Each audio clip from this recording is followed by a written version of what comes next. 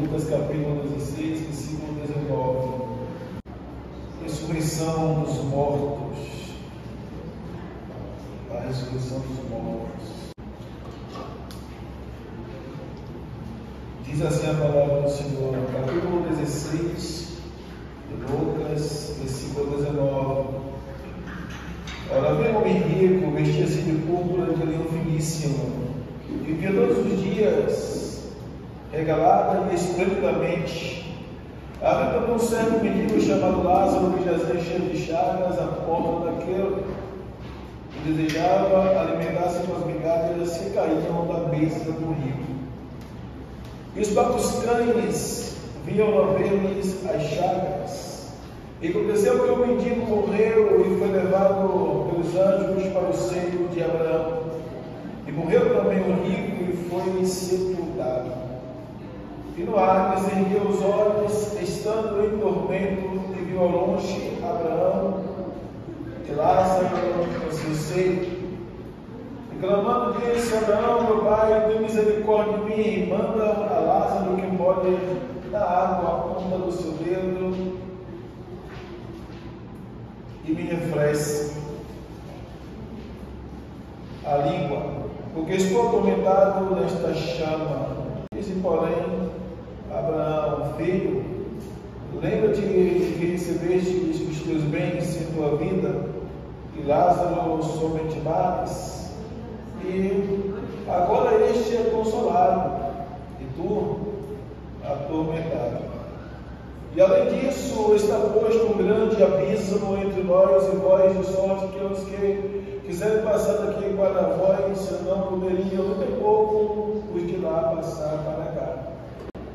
E disse ele: rogo-te, pois, ó Pai, que o mandes à casa de meu pai, pois tenho 5 irmãos, para que lhes dê testemunho, a fim de que não venham também para este lugar de tormento.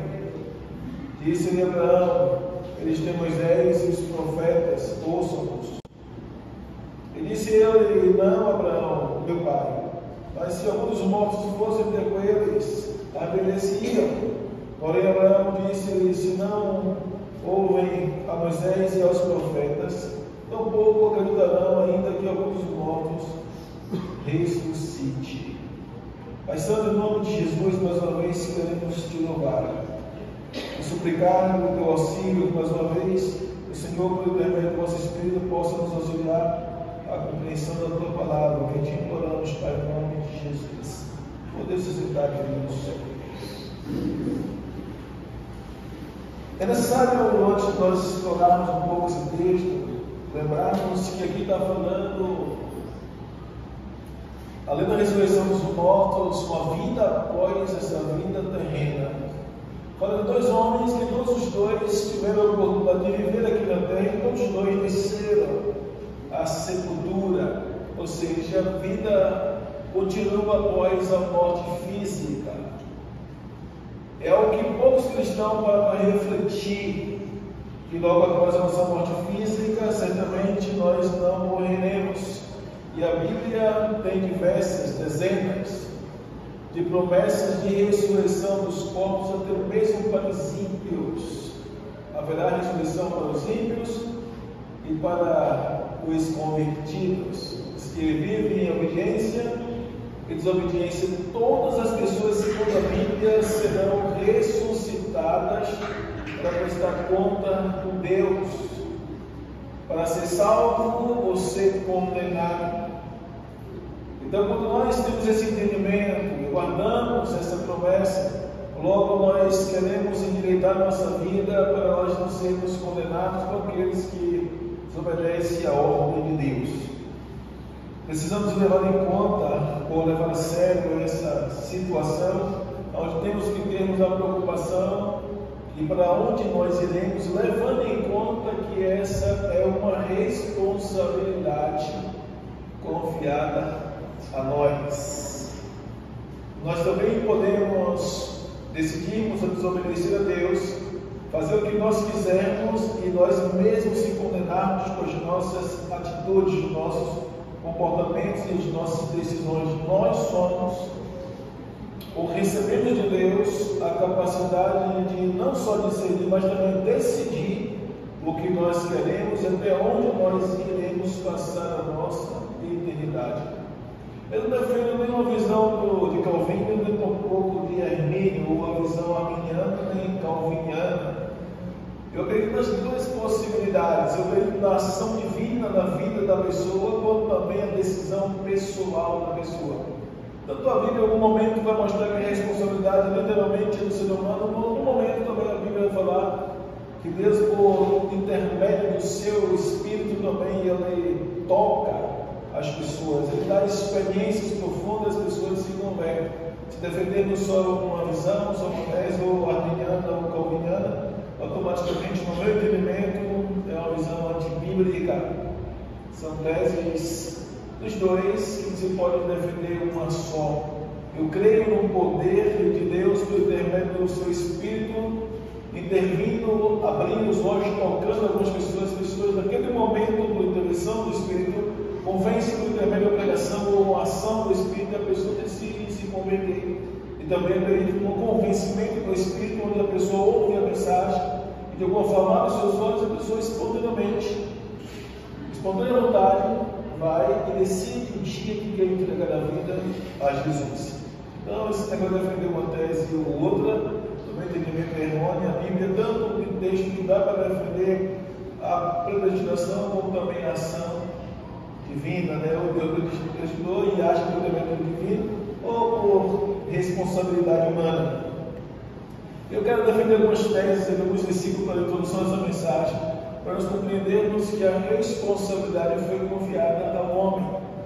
No livro de Gênesis, capítulo 3, versículo 22, diz a palavra do Senhor que após a queda do ser humano, eles descobrem o mal, passam a descobrir o bem e o mal, que essa foi a visão apresentada para a serpente antes da queda de Eva desobedecer a Deus.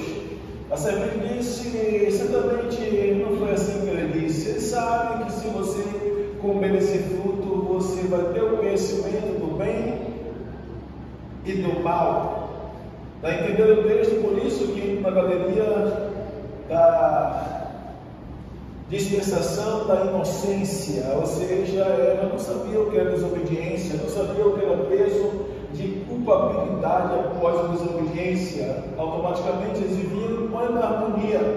Depois obedece, sente o peso e a consciência da desobediência, e é por isso que entrou na categoria de inocência, na dispensação da inocência, que é a primeira dispensação, segundo estudo de teologia. Ou seja, imagina a pessoa ser livre e nunca teve na sua mente um pouquinho de sentimento de culpabilidade, ou seja, eu desobedeci a Deus, eu desobedeci a Deus, eu estou me sentindo decepcionado porque eu desobedeci ao ordem de Deus. Nunca teve isso, de repente se encontra com um sentimento de culpabilidade, com vergonha de Deus, após se esconder por detrás das árvores, Deus chamando Adão, e os dois dizendo que estavam se escondendo após ouvir a sua voz, e Deus perguntar: quem mostrou a vocês que estava nu? Esse nu aí é o peso do sentimento de culpabilidade por ter desobedecido a Deus. Então, qualquer pessoa que desobedece a Deus, que peca contra Deus, logo se sente nu, impuro, em falha, em erro. O peso de culpabilidade vem tristeza, vem angústia na alma da pessoa. Então, logo nós vamos entender. Ele não foi uma fruta no sentido literal, é uma maçã, como as pessoas dizem. Ele foi a desobediência. E aí, nós temos que estar bem atentos. Mas Deus falou: eis que o homem é como um de nós após a queda, conhecendo o bem e o mal. Após a queda dos dois, o próprio Deus falou: eis que o homem é como um de nós. Ou seja, eles agora já passaram a conhecer o bem e o mal. Deus não queria que ele conhecesse o mal.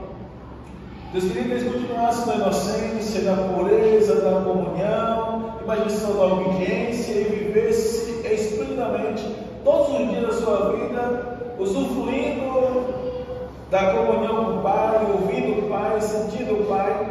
E esse é o sonho de Deus em nossas vidas, para a vida de qualquer ser humano, que venhamos usufruir diariamente da sua presença. Mas após a desobediência, eles provaram o preço do pecado, o peso do pecado, e logo Deus falou: agora o homem é como de nós. sabendo o bem e o mal, ou seja, agora eles são responsáveis por escolha. E aí é onde tiram a palavra livre-arbítrio, que é o poder de escolher o que nós queremos para as nossas vidas. E existem muitos outros textos também no Novo e no Velho Testamento, que Deus aponta que nós vamos sermos cobrados pelas nossas ações.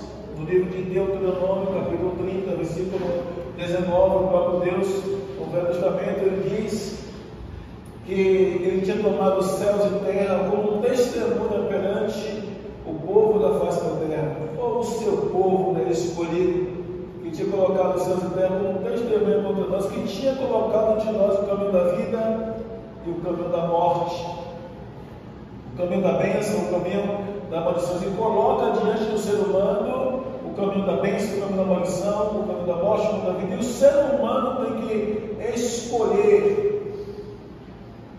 qual desses caminhos tem que seguir. No livro de Jeremias, capítulo 21, versículo 8 também, Deus permite que o profeta escreva da mesma forma, dizendo: eis que eu ponho diante de vós o caminho da vida e o caminho da morte, o caminho da bênção e da maldição. Coloca diante do ser humano a escolha. Ainda essa semana eu me deparei com um cidadão que me fez uma pergunta: por favor, quero tirar uma dúvida. Ele se souber responder, eu vou responder. Dois homens, um senhor de idade e um rapaz mais novo, aparentemente uns 55, outros uns 45 anos. Os dois me fizeram essa pergunta: por que Deus permitiu que Caim matasse o seu irmão? Eu disse para ele: nós não podemos culpar a Deus pelos erros dos seres humanos, porque o senhor já ouviu falar de livre-arbítrio? Ele já ouviu, é poder de escolha. Se nós observarmos bem, eu falei para ele, Gênesis capítulo 4, a partir do versículo 6, antes deles caírem, ou dele cair, dele tomar, eles tentando matar o seu irmão, Deus viu que no coração dele já passava esses pensamentos de tirar a vida do irmão, e foi lá considerar a Caim antes mesmo de ele cometer esse erro, dizendo: por que eles caíram o teu semblante? Porque irastes contra o teu irmão. O pecado já está às portas, mas se fizeres o bem, te será aceito. E sobre tal domínio dominará, ou sobre tal desejo dominará.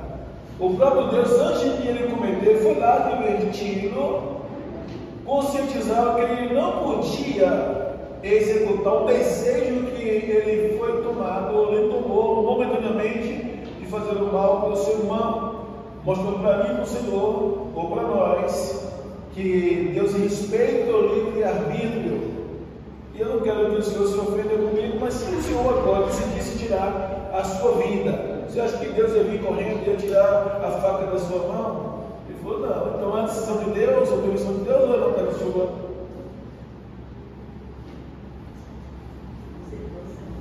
Deus respeita o livre-arbítrio. Nós, como seres humanos, é que temos que sabermos lidar com a nossa mente, com as nossas emoções. Muitas vezes tomamos decisões precipitadas, não deixando o momento de fúria, de zanga, de ira, de decepção passar, para depois tomarmos decisões. Queremos tomarmos decisões precipitadas e depois se arrepender. Esse foi o problema de Caim. Ele ficou com inveja porque Deus recebeu a oferta do seu irmão, e o caso desejo de inveja, ele resolveu aceitar a sua oferta em primeiro lugar. Ele desejou matar o irmão. Aí eu falei para ele: o sentimento de inveja é um sentimento terrível.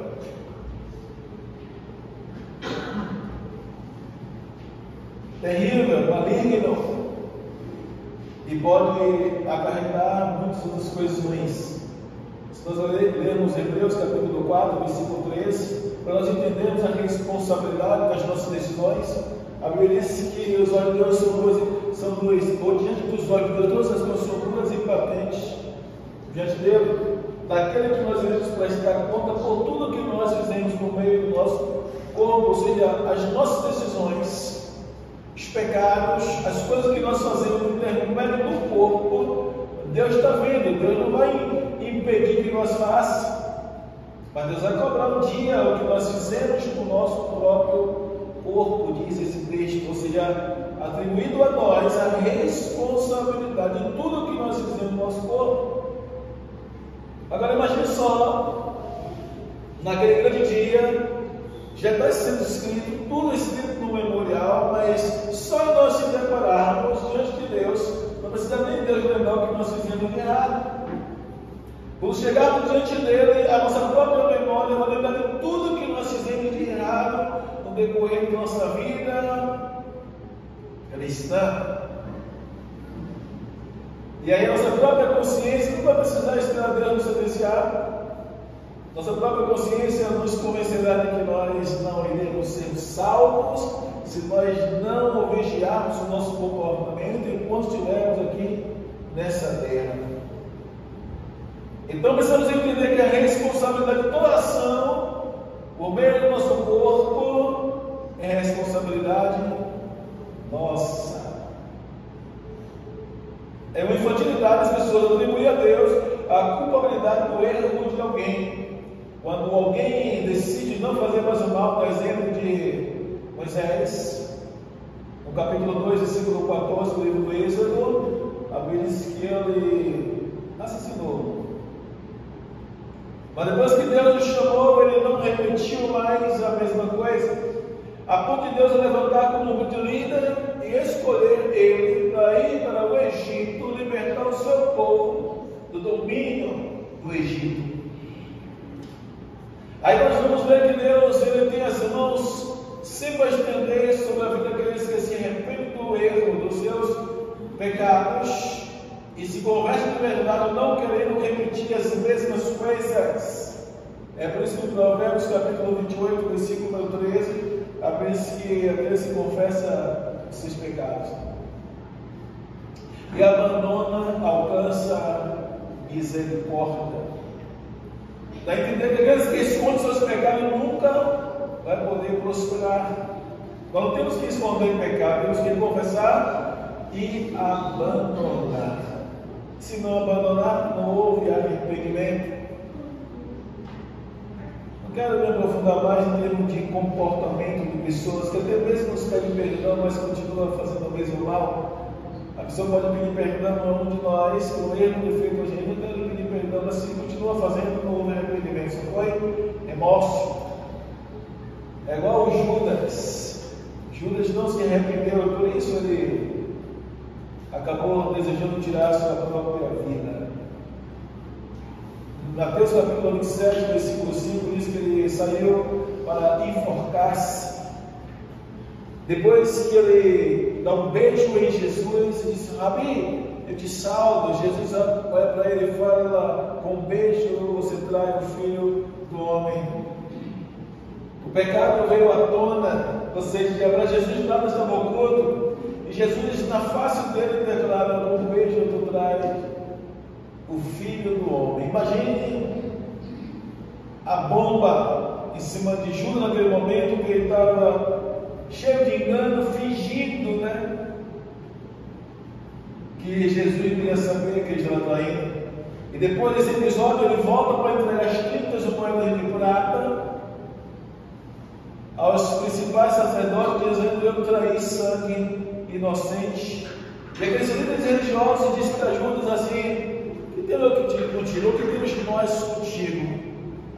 Ou seja, eu não quero nem saber se você traiu ou não, sangue inocente ou não, que tem nós contigo. Ele saiu revoltado daquele templo, pegou essas moedas, jogou todas elas naquele templo, e os principais sacerdotes recolheram aquelas moedas de prata e foram comprar um campo que deram o nome de Aceldama, que significa campo de sangue. Eles mesmo, em comum acordo, de uma forma oculta, foram dizer: esse dinheiro não pode ser distribuído para o povo, nem tampouco manter-se no lugar sagrado.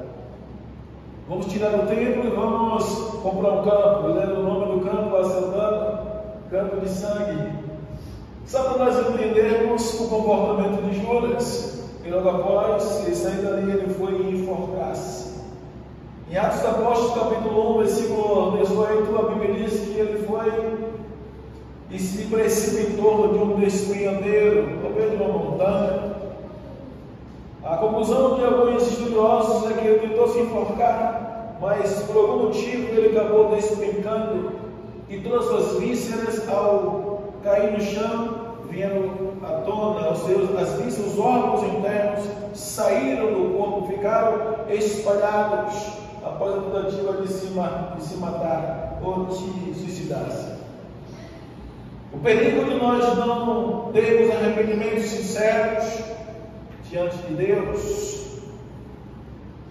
Nós temos que se arrepender e de verdade lutar contra o pecado para não repetir, para que nós não possamos perder a nossa chance de salvação.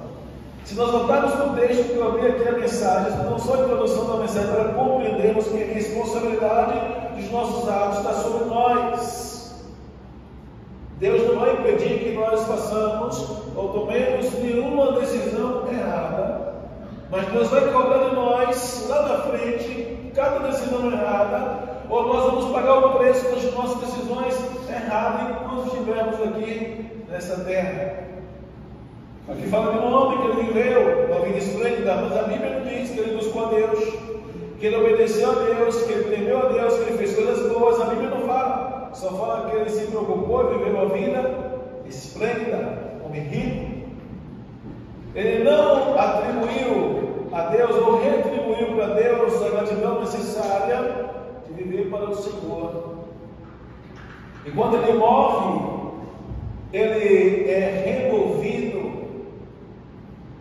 para um lugar de tormento.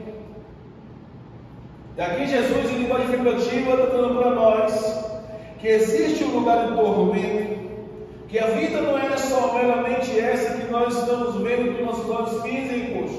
Uma pessoa sábia, eu sempre uso a expressão projetar ou projeta.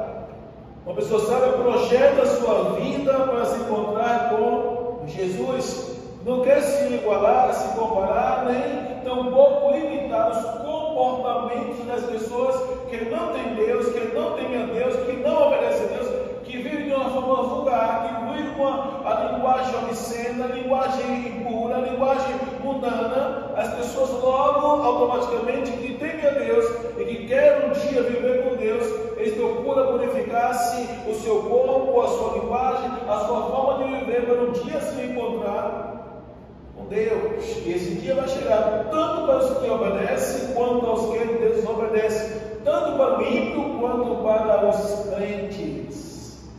No livro de Daniel, capítulo 12, versículo 2, a Bíblia diz que haverá um dia em que Deus vai ressuscitar todas as pessoas.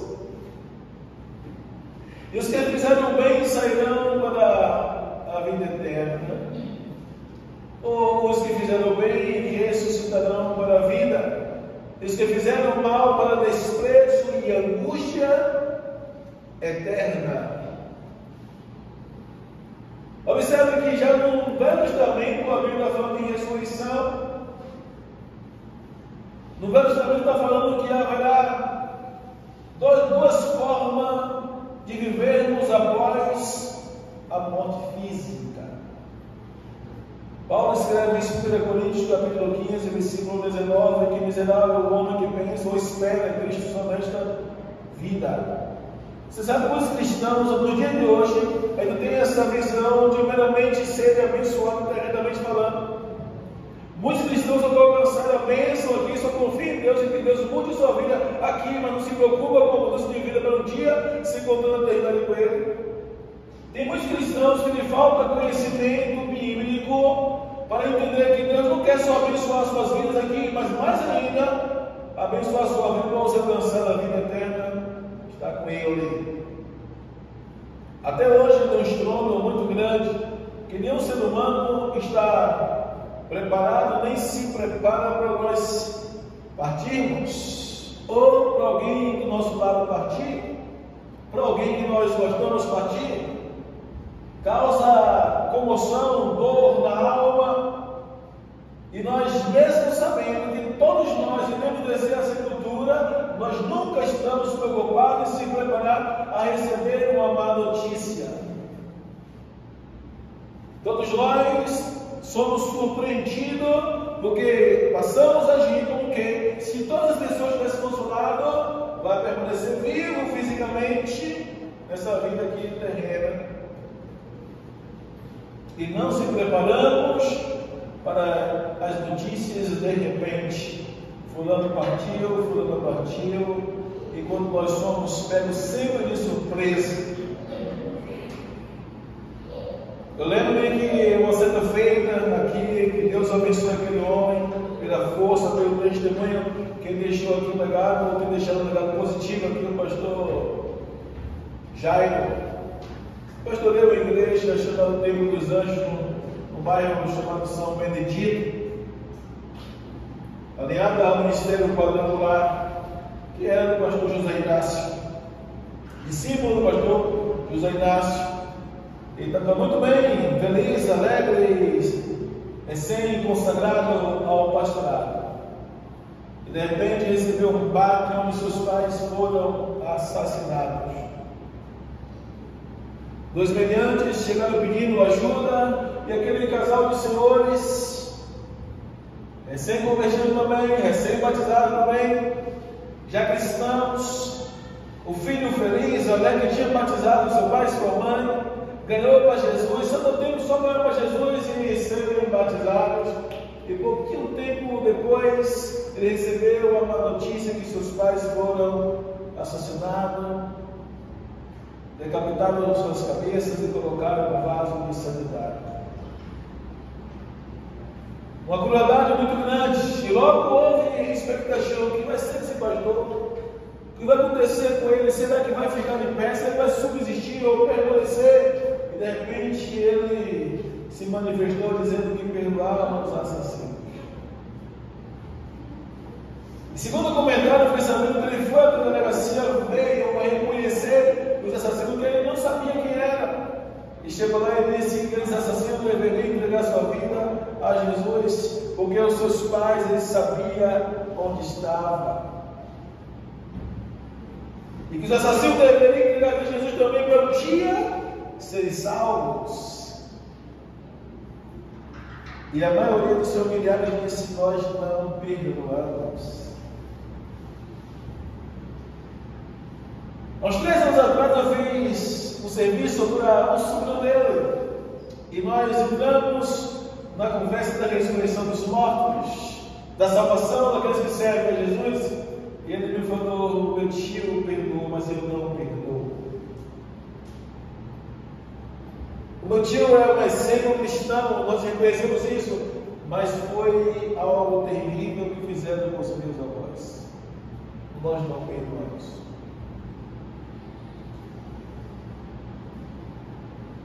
Para nós termos a capacidade de perdoar o assassino, só quando temos a convicção daqueles que se renderam a Jesus para onde foram.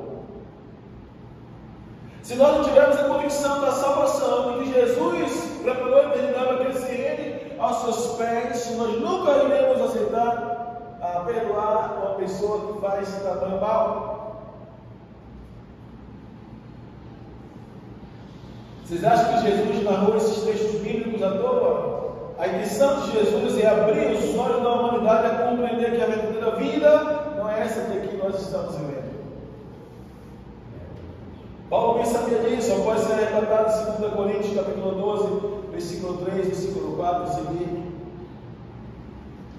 Depois do arrebatamento, ele tem ido aos céus. Interessante que tem cristãos que eles têm experiência de Deus levar a céu e inferno, saber o poder real, se maravilhar, até mesmo compartilhar, mas no momento difícil, esquece de tudo isso.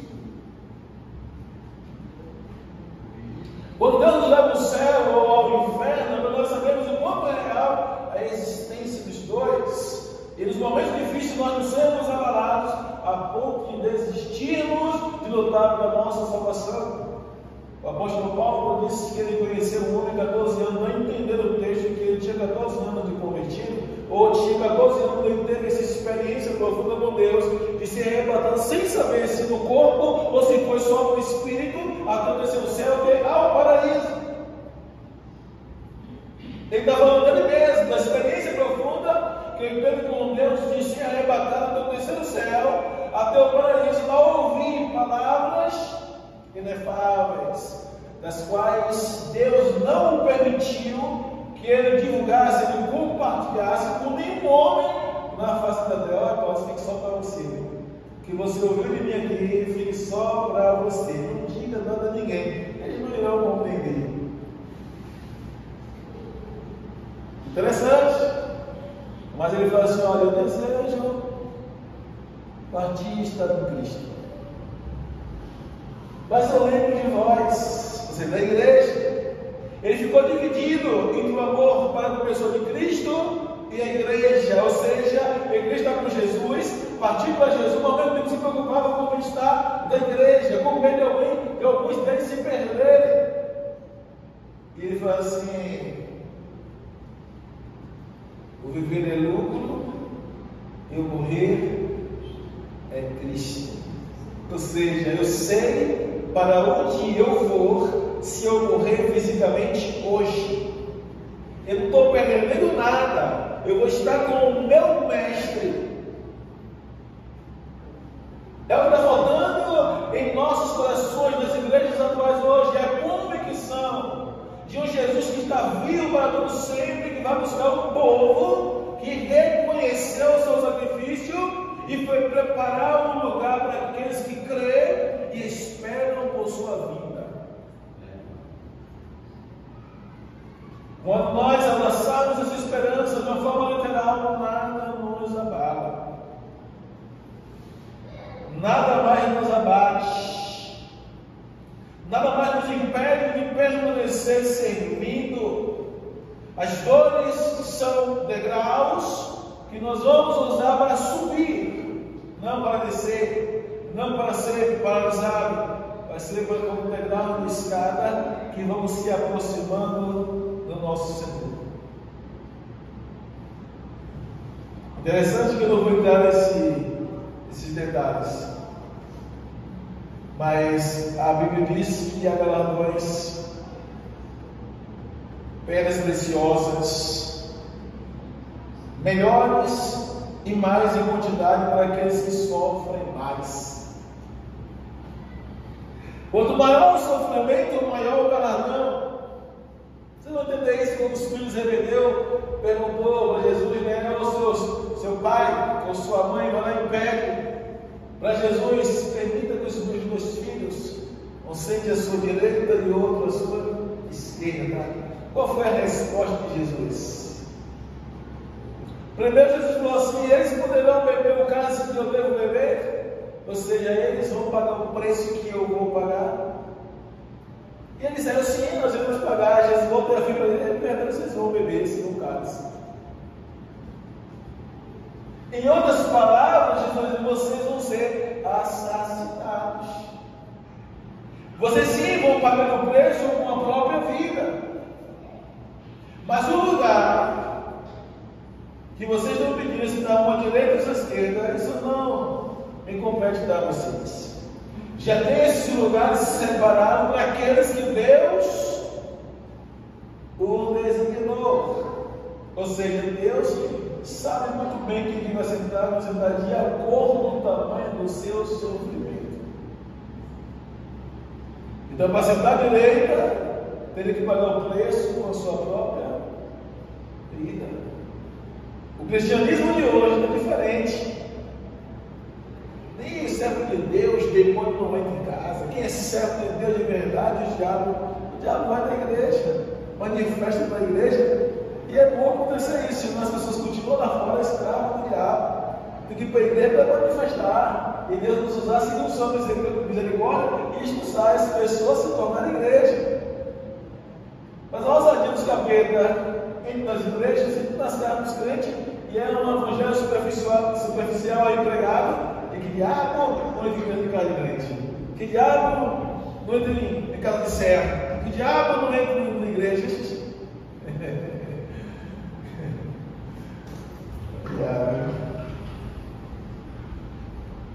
Enquanto o próprio apóstolo Pedro disse que ao nosso redor está os anjos do Senhor, ao nosso redor está o diabo, imitando, né, o leão, tramando como o leão, ou seja, imitador. rosnando, querendo amedrontar, buscando a quem possa tragar. Isso é bastante interessante.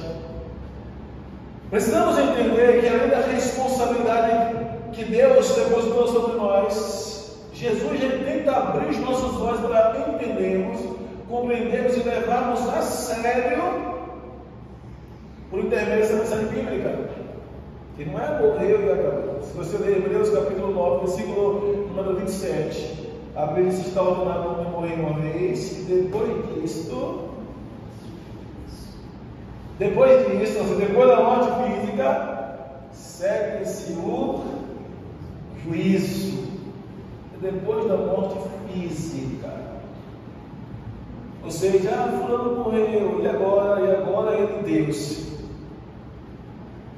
Fulano morreu, e agora ele Deus. Enquanto nós estamos aqui na terra, e vemos pessoas vivas, temos que advertir e tentar convencê-los de permanecer em obediência a Deus para serem salvos.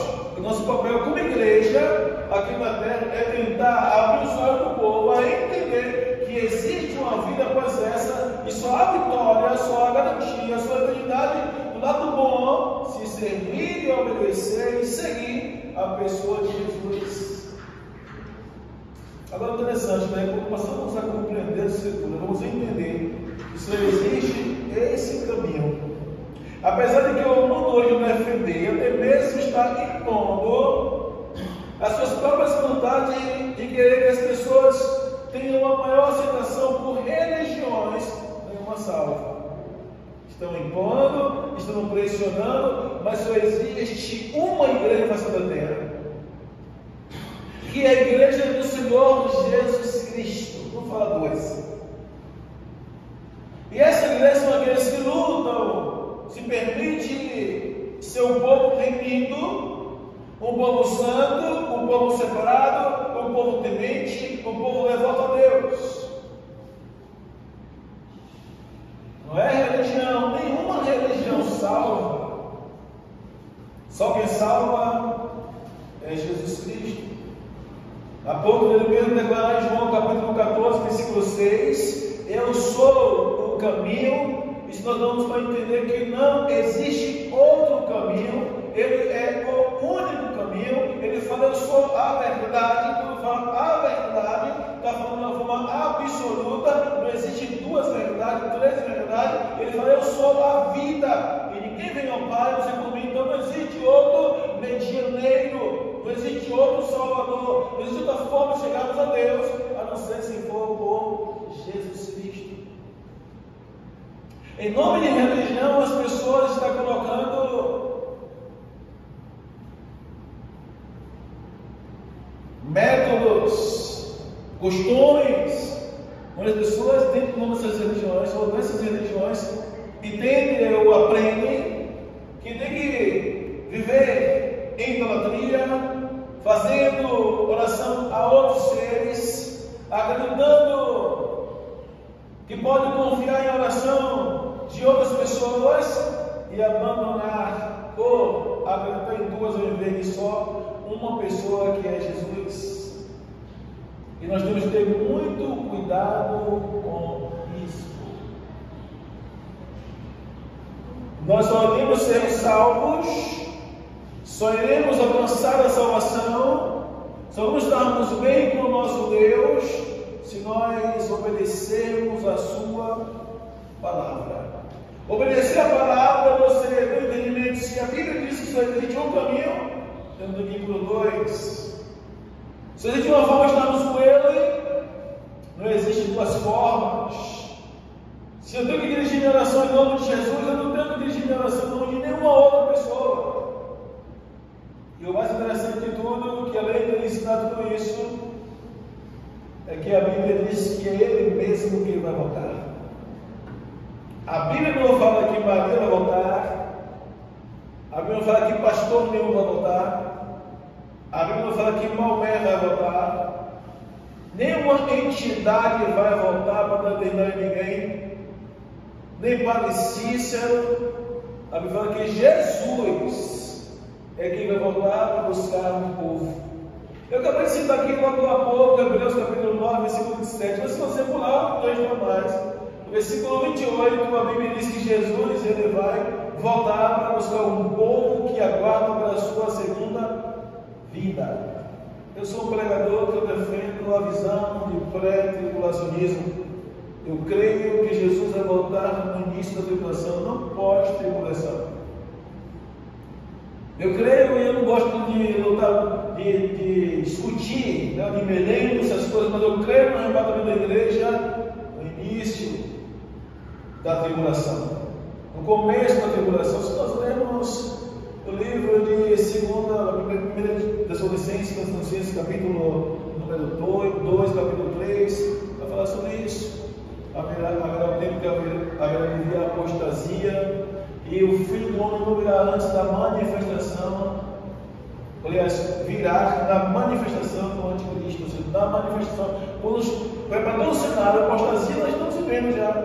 O que é apostasia? É as pessoas se apostatar da fé e começando a dar segundo seus próprios rudimentos, seus próprios entendimentos, seus próprios modos de viver, levantar líderes conforme as suas próprias consciências, querer escutar o que lhe agrada, querer viver como o homem tem que viver. Nós estamos vivendo isso hoje. A igreja do diabo, a igreja das lésbicas, a igreja dos diabos, a igreja do luciferiano. Nós estamos vivendo isso. Ou não? Igreja luciferiana. E agora, eu esqueci o nome do cidadão que agora está abrindo uma igreja dizendo que ele era satanista e agora diz que ele é pastor. Eu não gravei o nome dele, Jorge.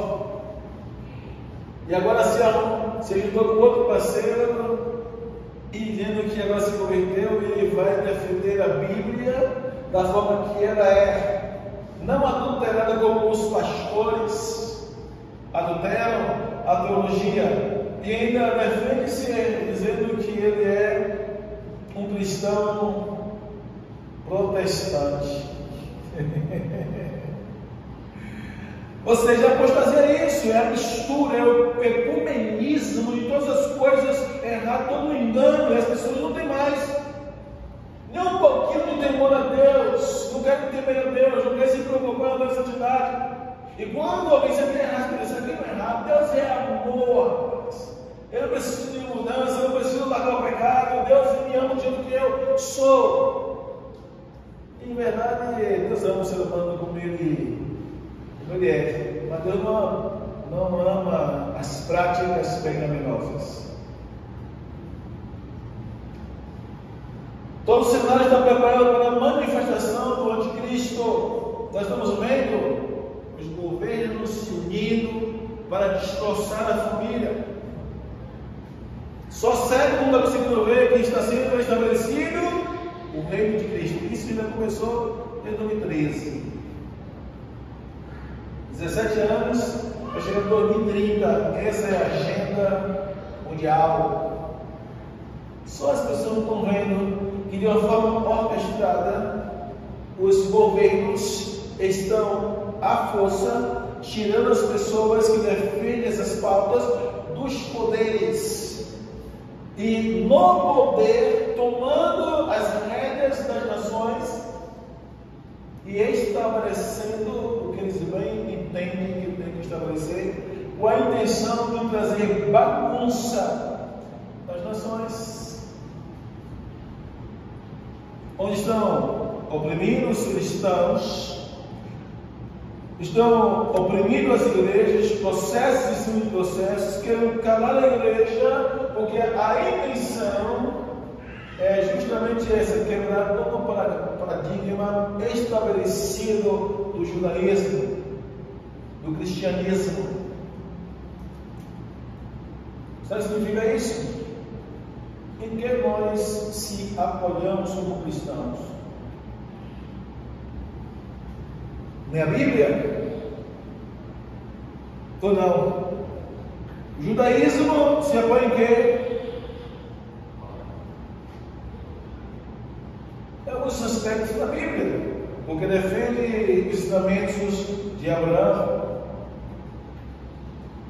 Só que é só para o Pentateuco, os 5 livros do Velho Testamento que eles têm como prioridade.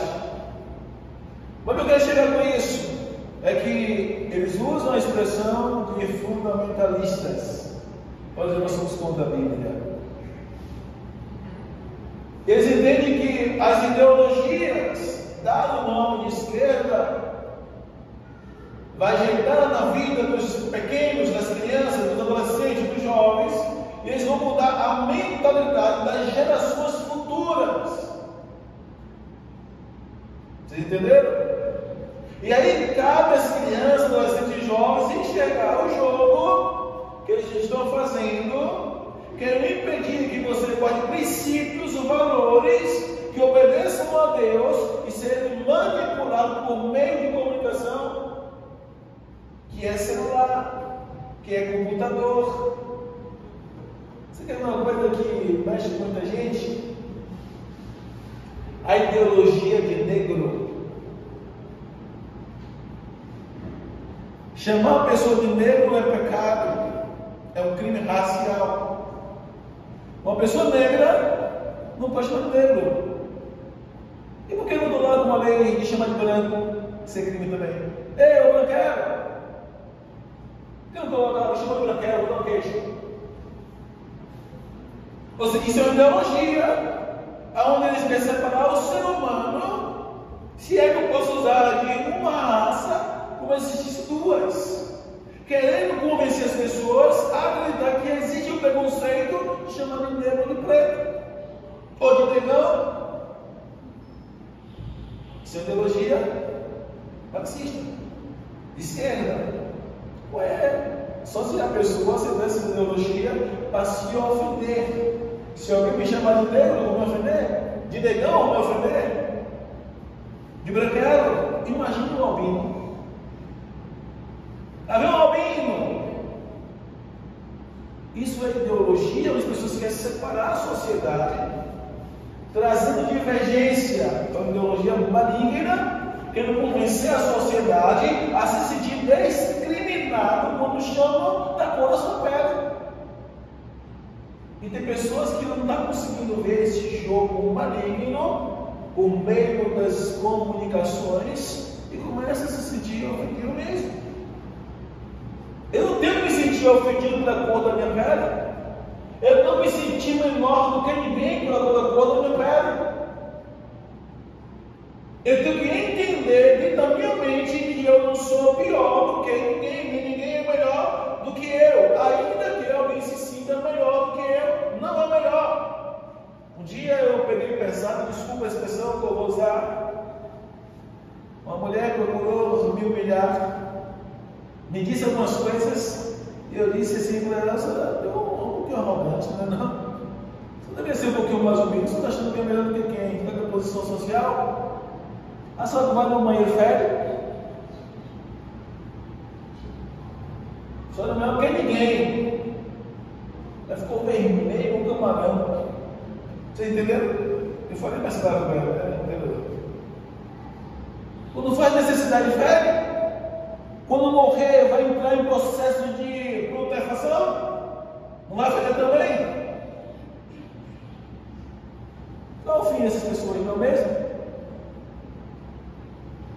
E por que ele anda assim?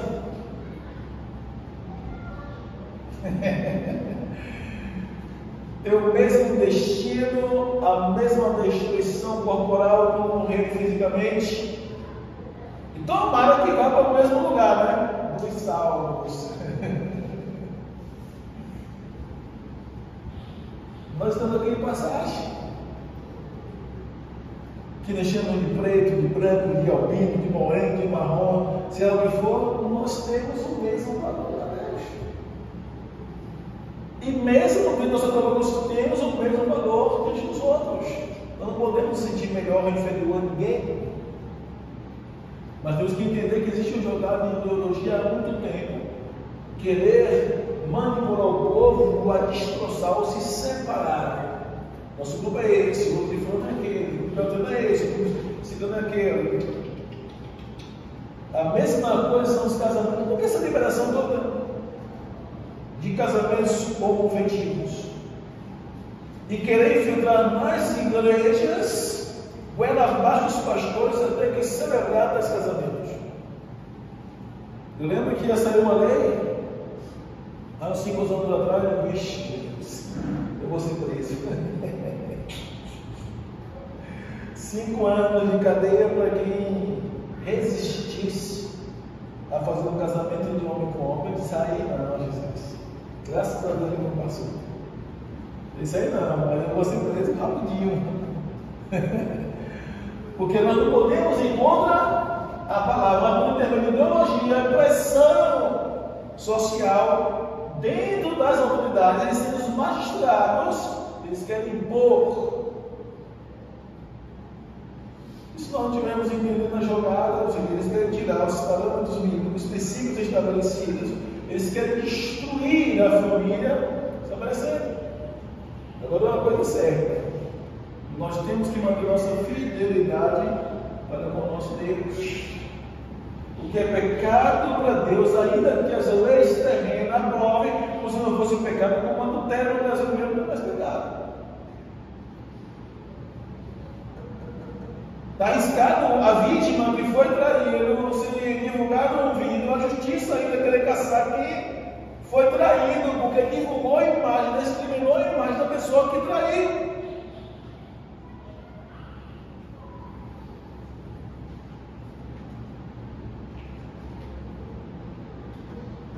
Tudo que as autoridades humanas eles liberam, não quer dizer que Deus liberou.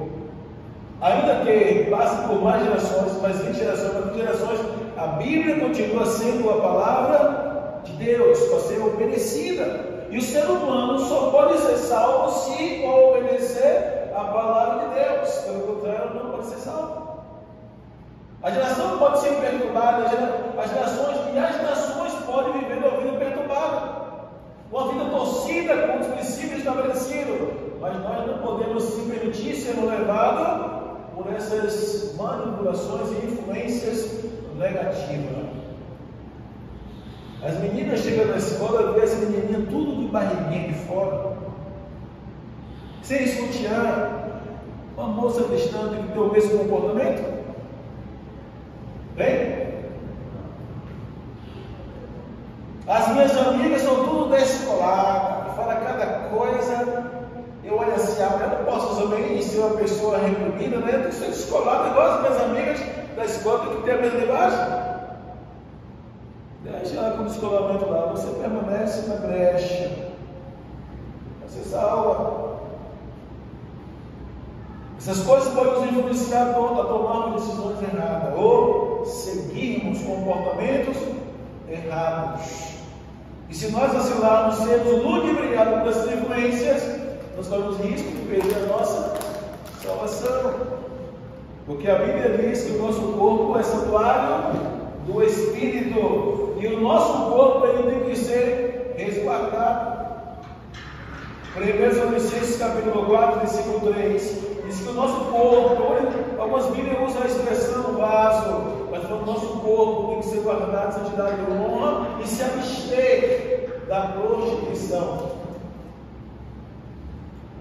O nosso corpo tem que ser separado. Essa semana eu ouvi um comentário de 2 homens falando assim: eu quero fazer uma pergunta para a senhora. Se você puder me responder, vai ser bom. Você pode falar e eu vou responder. Qual a diferença de uma mulher despida para uma mulher que anda bem vestida? Aí eu me falou assim, eu vou usar uma linguagem vulgar. É porque a mulher que anda despida, ela só quer ser uma marmita na mão de vários homens, e a mulher bem vestida, a mulher vai casar-se. 2 ímpios falam isso. Eu fiquei assim, meu Deus, pesado falar isso para a igreja, mas os próprios ímpios não veem uma mulher despida como uma mulher decente e apta para casamento. Mas qual é a influência que o mundo faz na vida das mulheres e dos jovens, principalmente no dia de hoje? Mostre o que é belo, você é linda, deixa o povo ver a sua beleza. Não é assim? A gente Vê moças que se dizem cristãs, tudo com os corpos expostos.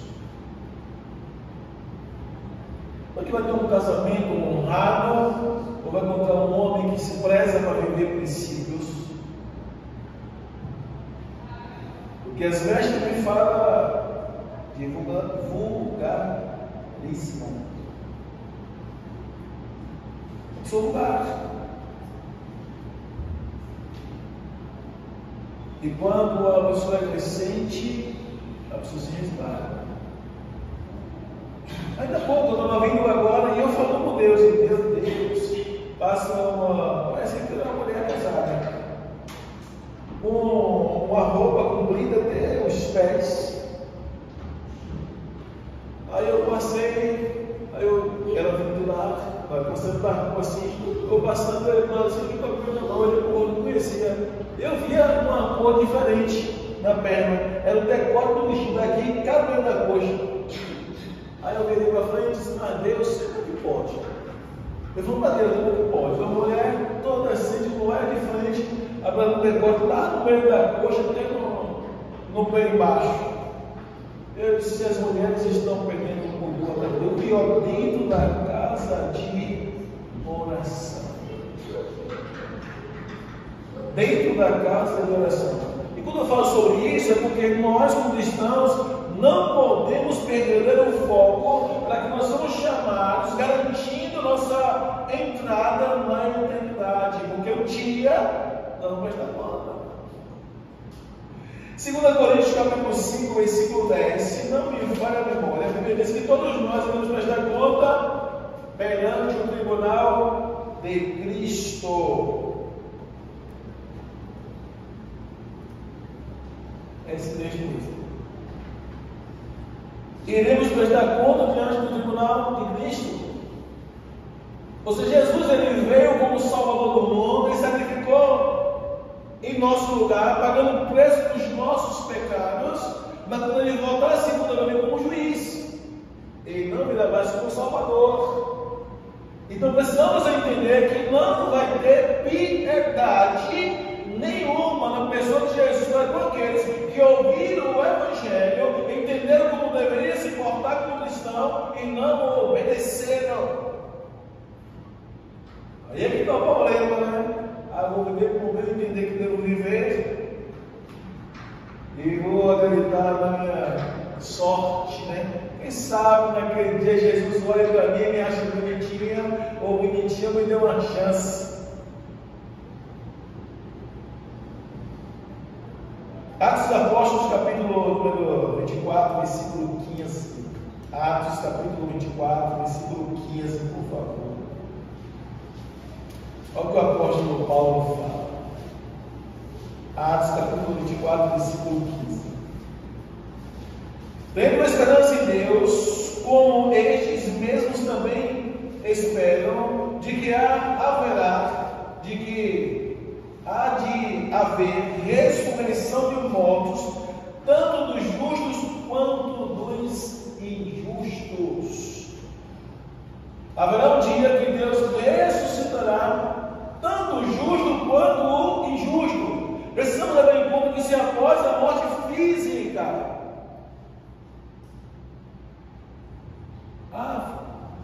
100 pessoas, 10 pessoas nossas conhecidas de sua sepultura,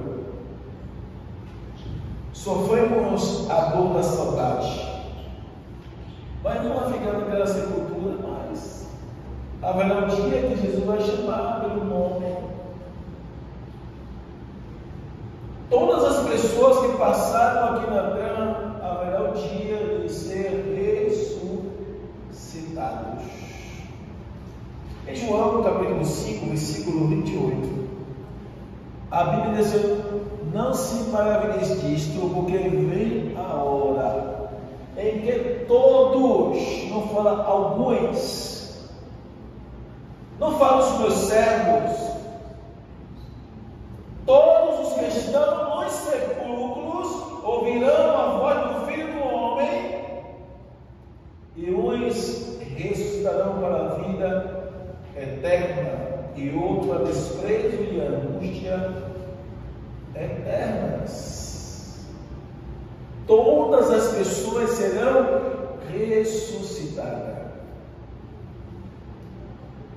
O cristão tem que entender assim: eu tenho que ser sábio, eu tenho que estar atento às manipulações, às influências negativas, eu tenho que estar atento a tudo aquilo que pode impedir de eu permanecer no centro da vontade de Deus e perder a minha alma. Marcos capítulo 8, versículo 16 diz: o que adianta o homem ganhar o mundo inteiro e perder a sua alma? Nós não podemos nos permitir se perder. João capítulo 5, versículo 24, é uma promessa maravilhosa. Todo aquele que crê em mim, nas minhas palavras, e naquele que me enviou, tem a vida eterna. E não entrará mais em condenação, porque já passou da morte para a vida. Observe esse texto lá de condenação e de vida. Jesus veio para dar a nós a eternidade. Essa vida aqui, ela é passageira. Então, o querer usufruir dos prazeres deste mundo são passageiros. As influências negativas desse mundo são passageiros. As coisas que o mundo oferece são passageiras. O melhor ainda está por vir. E nós precisamos abraçar essa esperança para não sermos pegos de surpresa.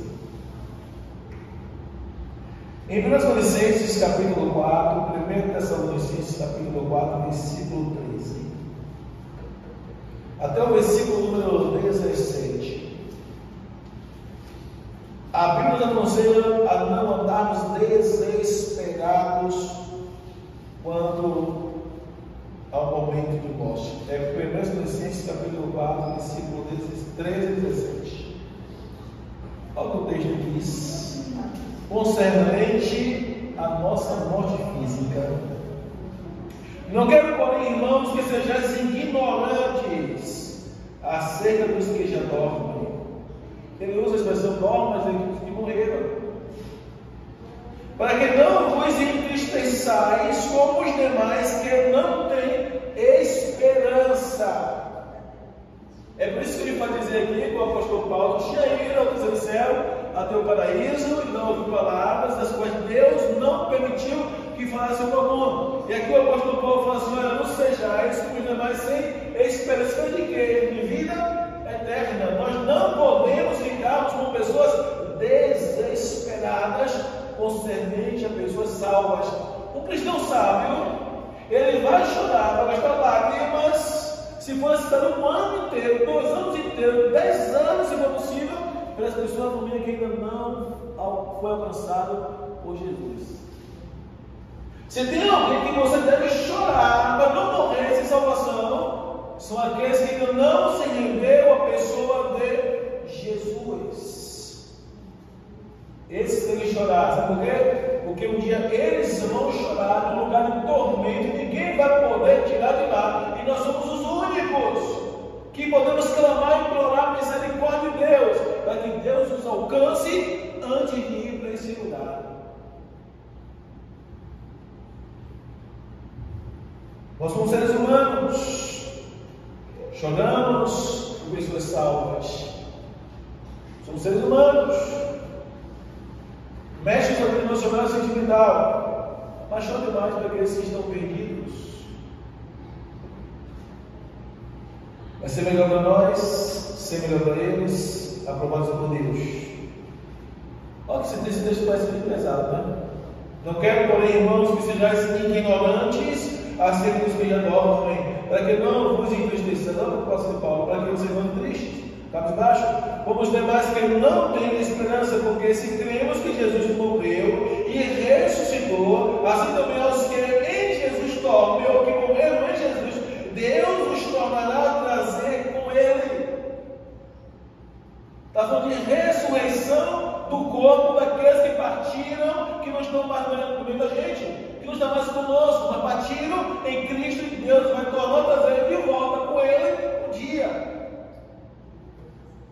Dizemos-vos, pois isto, pela palavra do Senhor, que nós, os que ficarmos vivos, para a vida do Senhor, não precederemos com os que dormem. Ou seja, não vamos ser condenados por aqueles que morreram sem Ele. Porque o mesmo Senhor descerá no céu com alarido e com a voz do arcanjo ou de arcanjo, e com o trombeta de Deus, que morreram em Cristo ressuscitarão primeiro. Depois nós, os que ficarmos vivos, seremos arrebatados juntamente com eles nas nuvens, a encontrar o Senhor nos ares, e assim estaremos para sempre com o Senhor. O versículo 18 é mais forte ainda. Portanto, consolai-vos uns aos outros com estas palavras. A questão é: as pessoas estão querendo consolo? Meu irmão, esperança. Não baixe a cabeça, não, levante a cabeça. Jesus vai ressuscitar essas pessoas. Nós vamos ressuscitar essas pessoas, vamos dar toda a eternidade com Ele. Essa vida que Ele vai ser para eles e para nós vai ser rapidinho. Às vezes eu me pego pensando, na minha adolescência eu dizia: tomara que eu faça algo com 18 anos. Eu entendia, e muitos entendem, que depois eu tenho liberdade de fazer o que quer da vida. Eu falei: 18 anos vai ser bom, eu vou ser homem, eu posso fazer o que eu quero. Hoje eu penso assim: se eu pudesse voltar aos 18 anos, eu fazia muita coisa diferente, eu tomava muitas decisões melhores, e não pode voltar. É por isso que eu sempre falo, quando eu lembro dos irmãos que fazem aniversário, está se aproximando mais da morte. Que isso? Cada dia que passa, fica mais velho. Não entendendo, não? Está chegando o seu dia, está se aproximando do seu dia. Acho que está ficando mais novo. E nós festejamos, né? E muitos até mesmo sem entender, simplesmente festejam aniversário porque já é uma discutido na cultura. Já é o hábito do brasileiro ficar querendo oração ou fazer o culto dessa graça com mais um ano de vida. Às vezes é um costume, mas não dá para refletir. Ixi, eu estou ficando mais velho mesmo. Eu estou aproximando da morte. Acho que eu tenho aqui partida. Ou até mesmo dizer: não dá para voltar para o final. Não sei se falo infelizmente ou felizmente, mas essa é a realidade. Romanos capítulo 6. Eu vou ter que acelerar aqui porque o horário não está chegando. Diz a palavra que nós não devemos permanecer no pecado. Diz a palavra que Cristo ressuscitou e devemos andar em novidade de vida. Dando a entender também que nós vamos ser ressuscitados também, assim como Cristo ressuscitou, porque nós descemos na sepultura junto com Cristo na hora do batismo. Entenderam? Quando nós somos batizados nas águas, nós estamos sendo mortos. Nós estamos sendo enterrados, mortos em Cristo, para sermos ressuscitados com Ele. Imagine só. Ou vocês não entenderam? O texto diz que assim como nós fomos sepultados na semelhança da sua morte, seremos também no da sua ressurreição. Paulo escreve que todos nós seremos ressuscitados juntamente ou igualmente a pessoa de Cristo. Hoje eu estava me pegando, pensando nessa mensagem, falando: Deus, A gente não conhece o universo. Jesus conhece. Como vai ser esse negócio de entrarmos em um lugar, sairmos de um lugar que nós vamos se transportarmos para outros lugares? Que nós não conhecemos. Como vai ser esse negócio? Que já foi arrebatado no Espírito sem imaginar que Deus iria levar aquele lugar. Vai entender o que eu estou falando? Quando nós temos a experiência de sermos arrebatados no Espírito, Deus nos leva a uma localidade que nunca imaginaríamos que estaríamos lá um dia. Deve ser tudo aquilo, Deus tudo aqui. E nem um dano sofre. Eu fiquei imaginando, se a gente vai depender de Deus transportar de um lugar que a gente não conhece. Está dizendo isso hoje. E se você ler em Lucas capítulo 24, versículo 36, os discípulos apavoraram, tristes após Jesus ser assassinado. Jesus ressuscita no capítulo 16 de Marcos e diz aos discípulos, os anjos, o anjo está lá que fala com os discípulos. Chega Maria, Salomé, Maria com Tiago, todas elas lá com aromas, tentando perfumar o corpo de Jesus no domingo pela manhã. Quando chega lá e encontra um jovem, um homem ou um anjo de vestes brancas, dizendo, interessante que ele estava no caminho, diz, quem vai remover essa pedra para nós? O Senhor viu a pedra removida. Diz que quando eles entram lá, encontra um jovem lá, vestido de branco, era um anjo, vestido de branco, e o anjo diz, a quem vocês buscam aqui? A Jesus de Nazareno? Ele ressuscitou, como tinha dito a vocês antes. Vá para a Galileia, porque como ele falou, vai acontecer. Ele vai ao encontro de você e diga aos seus irmãos. E elas vão para a Galileia, cheio de temor. Mas quando os discípulos caem antes do encontro dessas Samarias, acuados dentro de um lugar, de um quarto, ou de um cômodo, de um galpão, seja como for, fechado, Jesus passa, talvez pela parede ou pela porta fechada, e diz, a paz seja convosco. Como entender Jesus ressuscitado com o mesmo corpo, possuindo ossos, carne, ressuscitado dos mortos, passar por um lugar sem precisar abrir a porta, a paz seja convosco. Eu fiquei pensando nisso e disse, meu Deus, como é que vai ser a nossa ressurreição do nosso corpo? Como é que a gente vai transportar aquele lugar que a gente não conhece? Só para transportar a gente? Isso está na minha imaginação falando com Deus hoje à tarde. Você vai ver dois episódios interessantes. Um, Jesus conhece, passa pela parede, pela porta do céu, para os discípulos e diz, a paz seja convosco. E outro episódio em Lucas capítulo 24, a partir do versículo 39. Jesus, quando ele viu os jovens no caminho de Emaús, a Bíblia diz que Jesus foi com eles até chegar na casa deles. E quando partiu o pão, Jesus desapareceu diante daqueles homens. Aí eu fiquei pensando, uma hora Jesus aparece, outra hora desaparece após a ressurreição. O que vai ser o nosso corpo, Jesus? Como é que vai transportar de um lado para o outro? A gente que não conhece outros lugares, se não acontecer isso, ela vai transportar a gente. Eu pergunto a Deus, né? Porque está assim a promessa em Filipenses capítulo 3, versículo 20 e 21. A Bíblia diz que a nossa cidade, a nossa moradia, a nossa cidadania, o nosso lugar de morar está nos céus. De onde também aguardamos a vinda de nosso Senhor e Salvador Jesus Cristo, que transformará o nosso corpo batido conforme o seu corpo glorioso, a fim de sujeitar em si todas as coisas. Você já percebeu esse texto? Então, esse é um corpo glorioso, semelhante ao corpo de Jesus, a fim de sujeitar em si todas as coisas. Vocês percebem em Atos dos Apóstolos, capítulo 1, versículo número 11, quando Jesus está com o discípulo, de repente Jesus começa a subir, o texto diz que ele subiu em ascensão. Agora, subir em ascensão significa subir aos céus. A lei da gravidade existe. Esqueci o nome agora que ele falou, não sei o que, Newton, sei lá. Esqueci o nome do cara que descobriu a gravidade. Ele disse que tudo que sobe desce. Se tiver qualquer coisa, ele volta, né? Tudo que sobe, desce, né?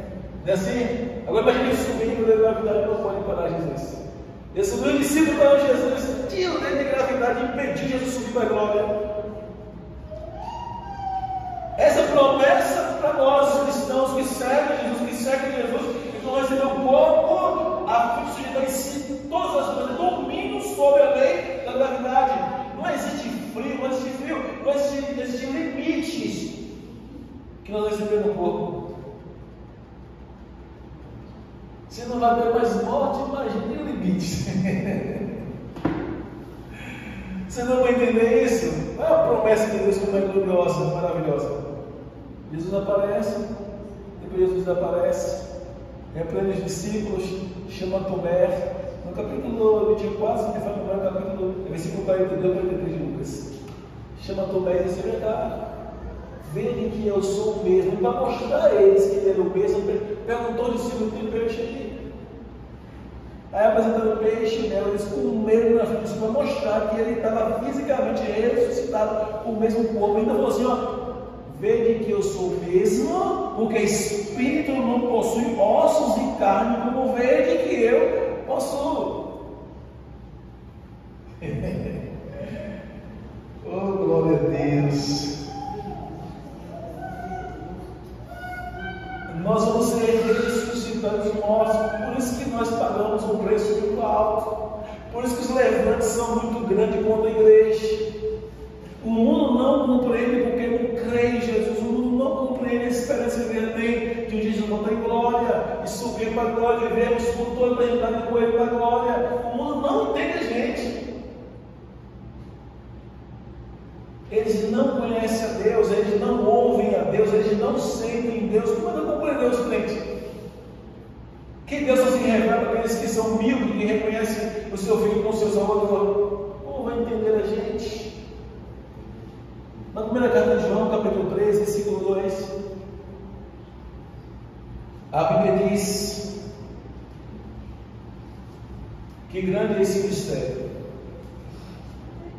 A Bíblia diz que nós não sabemos que nós vamos ser, mas uma coisa nós sabemos que seremos semelhante a Ele. E assim como Ele é, nós o veremos.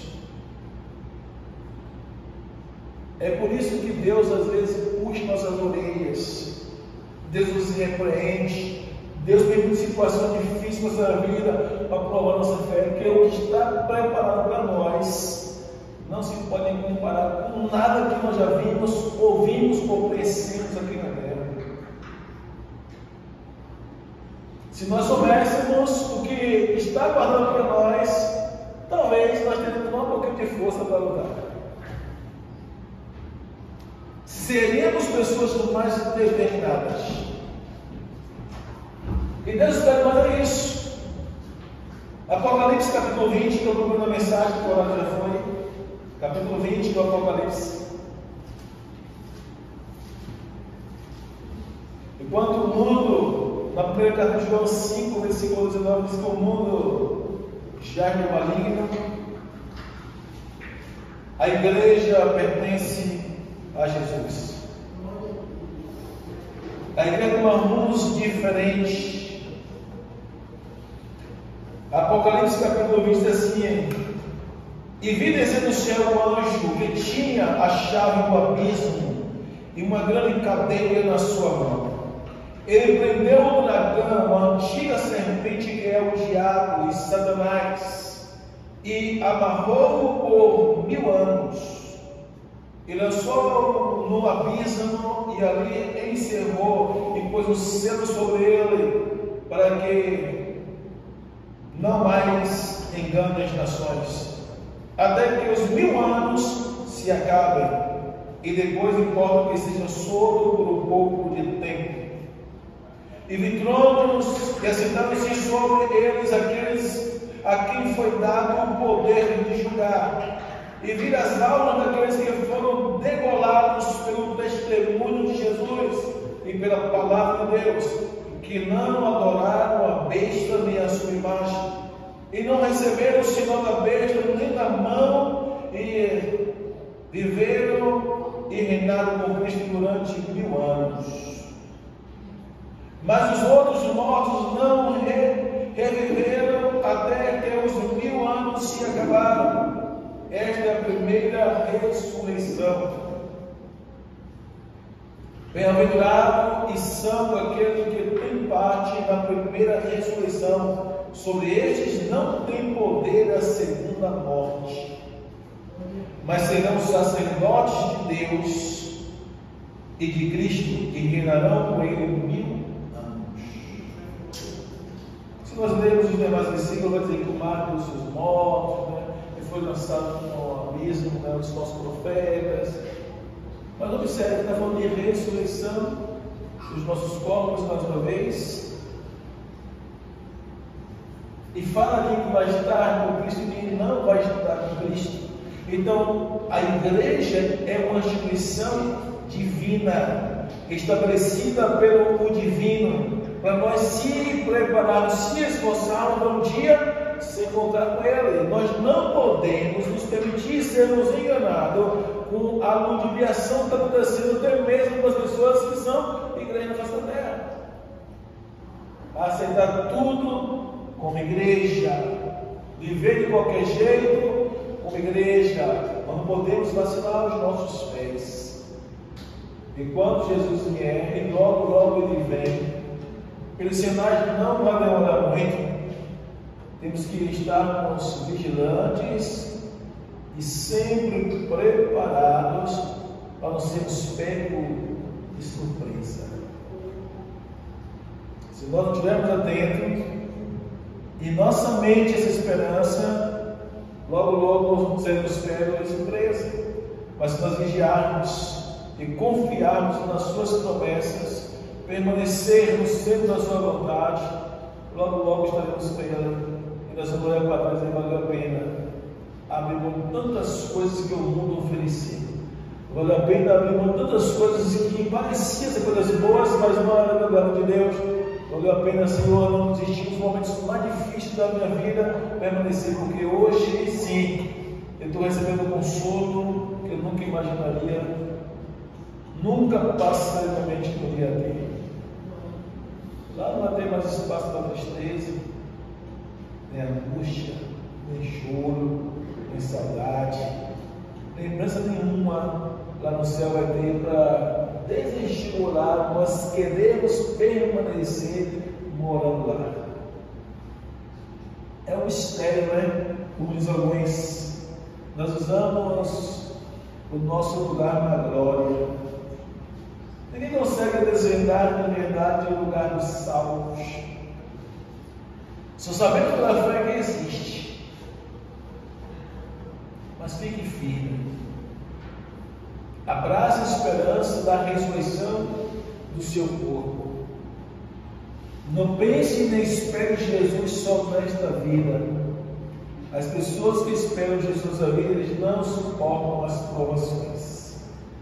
Todos os homens que foram aprovados por Deus, em Hebreus capítulo 11, que fala da galeria dos homens de fé, todos eles tiveram uma visão futurística.